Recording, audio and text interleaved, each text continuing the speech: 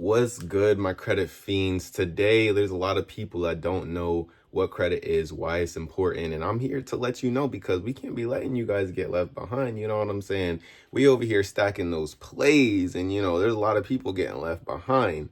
So, obviously, this stuff isn't just something that you can just do overnight. Now, you have to be a little bit patient, but I mean, a few months. What's a few months to be able to get to change your life? Even a lot of this stuff is going to change a lot of people's life. I know it changed my life, and having access to well over six figures in credit is just like, it helps you sleep at night. You know what I'm saying? It's not everything. It's better to have that. I mean, I wouldn't say it's better to have the cash, but it's a good feeling to have the cash or whatever. But it's another thing if you don't have that type of money to be able to have access to it at least. You know what I'm saying? Because in today's world, there ain't nothing that's promised. A lot of things are uncertain and stuff like that. So why do you need to fix your credit? Why is it so important? So obviously one of the biggest things, right, that is why we want to have good credit and stuff is well, I was gonna say cars, right? Because that's what's on a lot of people's mind, right? You got to be able to afford to get a car, blah blah blah. Cool. A house, right? Car and a house, plain and simple. The biggest two reasons why you need, what I'm saying, why you even need to do it, right? Because eventually you're going to need a car, right? You're going to want to buy a car, and then you're going to want to buy a house, right?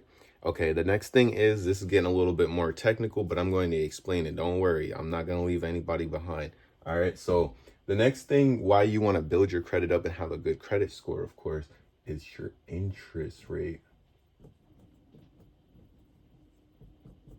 Boom, interest rate. So if you never heard that word before, what is interest? Okay, when you borrow money, obviously it's not just for free. Sometimes it is, right? But if I gave you $50 or something or whatever, I'm gonna probably expect something back. Like if it's been a long time or something like that, you know what I'm saying? So if I give you $50, for example, and I say hey, can you just give me 5 back on it?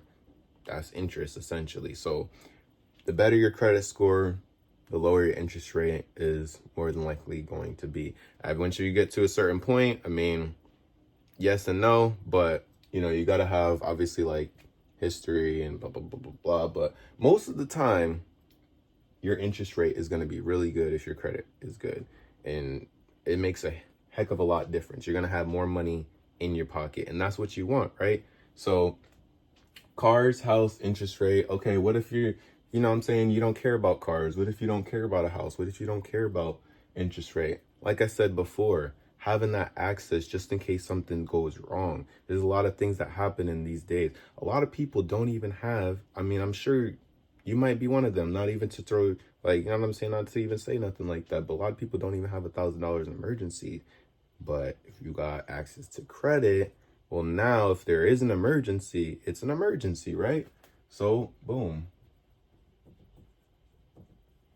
Emergency. And I could just keep going on and on as to different reasons, but I'm pretty sure you get the point at this point. I mean, cars, house, good interest rate to borrow money, costs you less to borrow money. If you go and you get a car, right, and your interest rate is 18%, and then on top of that, you have it extended out for like 6 years, bro, you're going to end up paying like basically for the car twice almost. I mean, if you do the math on that, I'm not even going to get into all that, but like 18%, that's really high. 15, 10%. You want that low, almost nothing. You want to pay almost nothing extra on top of that. You want to go in, be able to go in, get that car, get the house, do whatever you need to do, and pay this little bit. Now, why even borrow money in the first place, right? Why not just use cash, blah, blah, blah, blah, right? Saves the money in your pocket, okay? You can go in, if you use the bank's money, let's just use like random numbers, for example. Let's say I have $5,000 right now in my pocket and I want to go buy a watch or something like that. You know what I'm saying? Like, I'm just throwing something out there, a random scenario. Let's say you want to go and do that, right? Why would I want to, if you're a person that believes in assets over liabilities, right, and you want to make your money start working for you, why on earth would I go into a jewelry store, which, I mean, Granted, Rolexes, anything like that, a lot of jewelry, sometimes they hold their value depending on what it is, right? But most of the time, you're going to lose money on that. It's not something that's just going to be appreciating majority of the time, especially at that price level, right? So you go in, you want to spend 5,000, whether it's a ring, blah, blah, blah, blah, blah. Okay. Why would I give them my 5,000? Why wouldn't I give them my 5,000? Well, I'll tell you why I wouldn't give them my 5,000. I'd rather do the credit and just have a low interest rate, maybe even 0% interest. So you don't have to go in there, give them your full 5,000. Guess what? Now that 5,000 is in my pocket. I got whatever I wanted to get, and I could use this 5,000 to go and invest and make it work for me, even enough to, even if you know what you're doing or you have a business or something like that, you could make that 5,000 basically make another 5,000. Now you just got a free watch. Do you see what I'm saying? You have more time. Let's say it was 2 years to pay off the watch, but 0% interest or 5% or, you know, just a low number, right? That's what you want because obviously you have good credit, right? So you go in, now you're paying next to nothing. You only have to make these minimum payments every month. You have the money, right? So you could use that money each month to make the payments or whatever. And then the extra money that you have left over, you can try to go make plays on. You could try to go resell stuff. You could try to go make a business off of that.